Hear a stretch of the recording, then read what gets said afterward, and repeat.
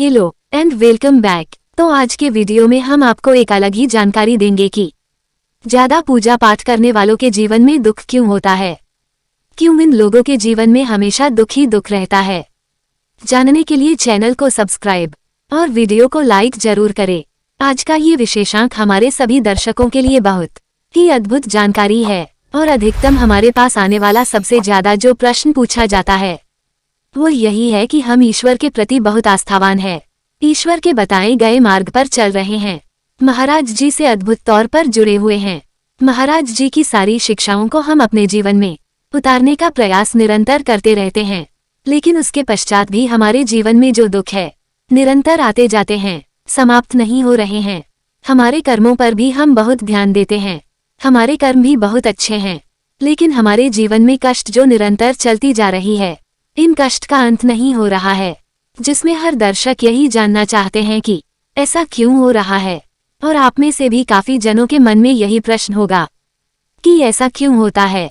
हम ईश्वर के प्रति आस्थावान हैं, लेकिन फिर भी जीवन में दुख नहीं कट रहे हैं। एक वृतांत आपको सुनाती हूँ। महाराज जी अपनी कुटी में विराजमान है, विश्राम कर रहे हैं। महाराज जी अपनी कुटी में शाम के समय में कुटी से बाहर निकलने ही वाले हैं कि तभी महाराज जी के कक्ष में प्रवेश होता है कलेक्टर साहब। महाराज जी के दर्शन हेतु आए हुए हैं। महाराज जी की कुटी में जैसे ही उनका प्रवेश होता है तो महाराज जी का आशीर्वाद लिया जाता है। महाराज जी के चरणों में अपना नतमस्तक हो जाते हैं, अपने शीश को झुकाते हैं और अपने मन में एक प्रश्न भी लेकर आए हैं। अपने विभाग में काफी परेशान है, अपने जो सीनियर कर्मचारी हैं उनके व्यवहार से तो मन में ये प्रश्न था। महाराज जी उनको आशीर्वाद देने के पश्चात जब जीवन में हम अच्छे कार्य करने लगते हैं और सही मार्ग पर चल रहे होते हैं, ईश्वरीय मार्ग पर चल रहे होते हैं, कष्ट आए तो समझ लो ये कष्ट ईश्वर की मर्जी से आ रहे हैं, इसमें हमारा कोई दोष नहीं है। महाराज जी एक पंक्ति कहते हैं कि होए ही वही जो राम रची राखा। जैसे ही यह पंक्ति कहते हैं कलेक्टर साहब को मानो जैसे कि उनके प्रश्नों का बहुत हद तक प्रति उत्तर प्राप्त हो गया और कलेक्टर साहब बिना कुछ कहे महाराज जी के चरणों में अपना शीश झुकाकर रोने लगे और उनकी आंखों से आंसुओं की धारा बहने लगती है। महाराज जी के चरण कमल को जैसे कि धोने लगी है। आप अंतर्मन में सोच सकते हैं, कोई भक्त जो बहुत समय से पीड़ित है और अचानक से ईश्वर के दर्शन होने के साथ साथ जैसे ईश्वर से उसे उसके सवालों के सभी जवाब मिल गए हो। ऐसा ही कुछ महाराज की कुटी में उस दिन अद्भुत हुआ। आप सभी के प्रश्नों का उत्तर मैं इसी पंक्ति से देना चाहूंगी, क्योंकि महाराज जी जब भी कोई संदेश किसी अन्य भक्त को देते हैं तो वह संदेश सारी सृष्टि के कल्याण का एक कारण बन जाता है।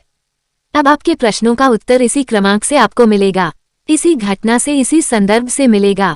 यदि आप अपने कर्मों पर ध्यान देते हैं या ध्यान देने लगे हैं और आप प्रयास कर रहे हैं कि आपके जीवन में जो कुछ भी हो ईश्वर की कृपा से बहुत अद्भुत हो।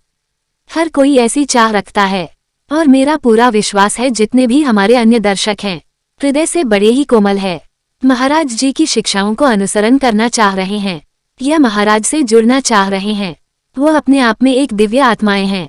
महाराज जी स्वयं कहते हैं कि हम अपने भक्तों को स्वयं चुनते हैं। अब दूसरी एक बात कि अब जब आपके जीवन में जब दुख ही दुख आ रहे हैं, आप सब कुछ अच्छा कर रहे हैं, तो इसका एक आशय यही है कि जो कुछ भी हो रहा है अब ईश्वर की मर्जी से हो रहा है आपके जीवन में। क्योंकि देखिए कर्म तो प्रधान है ही, कलयुग में अपने जन्म लिया है तो कर्म प्रधान है, आपको काम से ही जीवन को चलाना होगा। लेकिन यदि आपके कर्म भी सही है, आपकी बुद्धि, आपका विवेक भी सही कार्य कर रहा है, क्योंकि सबसे बड़ा ईश्वर आपका मन है। आपका मन यदि किसी कार्य को करने की गवाही दे रहा है और वह कार्य सही है, अनुचित नहीं है, तो इसका मतलब अब जो उसका परिणाम यदि आपको दुखित करने वाला मिल रहा है तो इसका मतलब यह अब इस कर्म प्रधान से हटकर ईश्वर की मर्जी से हो रहा है। और आप जानते हैं जो कुछ भी करते हैं निश्चित तौर पर सब कुछ सही करते हैं, लोगों की भलाई के लिए करते हैं। आज यदि आपको ईश्वर के इस निर्णय से यदि आप नाखुश हैं, आपको लग रहा है कि जो भी कुछ आपके साथ घटित हो रहा है ये सही नहीं हो रहा है, तो आप इसको आज का सोचकर मत चलिए, आप सबसे बड़ी भूल कर रहे हैं। क्योंकि ईश्वर जो करते हैं उसका जब परिणाम आपको मिलता है तब आपको वह बात समझ में आती है कि नहीं, जो हो रहा है अभी वर्तमान में वह आपकी भलाई के लिए था। क्योंकि आज जो आपको गलत दिख रहा है, यदि आप सही हैं, आज यदि आपके कर्म अच्छे हैं, आपकी बुद्धि विवेक आप कार्य करने की गवाही भी दे रही है।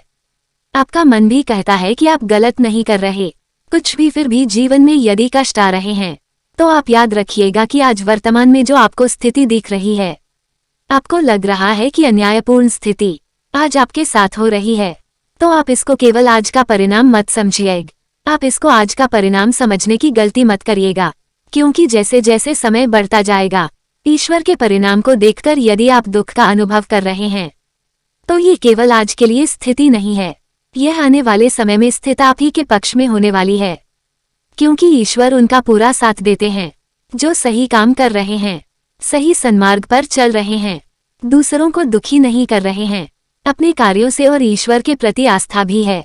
यदि आप बिल्कुल सही है और आज आपके साथ परिणाम बिल्कुल विपरीत आपको प्राप्त हो रहे हैं, तो आप यह मत समझिए कि ये वर्तमान की स्थिति ही ऐसी रहने वाली है, इसमें परिवर्तन नहीं होगा। ऐसा मत सोचिए, आप गलत होंगे बाद में। ईश्वर को आप और कठोर पूर्ण शब्दों का इस्तेमाल तब हमें समझ में आता है कि जो आज वर्तमान में उस दिन उस समय हो रहा था, मैं तो केवल अस्थायी था, लेकिन जब बाद में परिणाम आप देखते हैं तब लज्जा आती है, आपको लज्जित होना पड़ता है ईश्वर के प्रति कहे गए कठोर वचनों से। इसलिए ईश्वर सर्वशक्तिमान है, वो सब कुछ संभव कर सकते हैं। लेकिन आज यदि ईश्वर से आप अपनी आस्था प्रेषित कर रहे हैं, सद्भाव कर रहे हैं, श्रद्धा आपकी मजबूत है महाराज जी के प्रति, लेकिन आज परिस्थितियां आपके पक्ष में अन्यायपूर्ण लग रही है, तो ये बिल्कुल मत सोचिएगा कि समय परिवर्तन नहीं होने वाला। सही कर्मों का सही नतीजा ही होता है। अच्छाई अच्छाई ही रहती है, बुराई बुराई ही रहती है। बुराई को आप अच्छा नहीं कह सकते और अच्छाई आप कितनी भी कर लीजिए, आपको चाहे कोई कितना भी बुरा कह ले, अच्छाई को आईना दिखाने की आवश्यकता नहीं होती। जो अच्छाई होती है वह स्वयं एक प्रमाण होती है। आज मेरा ये जो संदेश था उन सभी के लिए था जिनका ऐसा अनुभव हो रहा है कि हम हमेशा अच्छा करते हैं, दूसरों के प्रति ईमानदार रहते हैं, दूसरों के लिए कभी बुरा नहीं सोचते, ना बुरा करते हैं, लेकिन दुख हमें ही क्यों मिलता है। यह उनके लिए संदेश है कि ईश्वर जो कुछ कर रहे हैं उन्हें करने दीजिए। ईश्वर के कार्य में आप हस्तक्षेप मत करिए, मन को दुखित मत होने दीजिए, सकारात्मक रहिए, सब अच्छा होगा। चैनल पर नए आए हैं तो चैनल को सब्सक्राइब जरूर करें, और आपका कोई सवाल हो तो कमेंट बॉक्स में जरूर बताएं। ऐसे ही मजेदार वीडियो को देखने के लिए चैनल को सब्सक्राइब और वीडियो को लाइक जरूर करें। मिलते हैं नेक्स्ट वीडियो में। Take care and bye.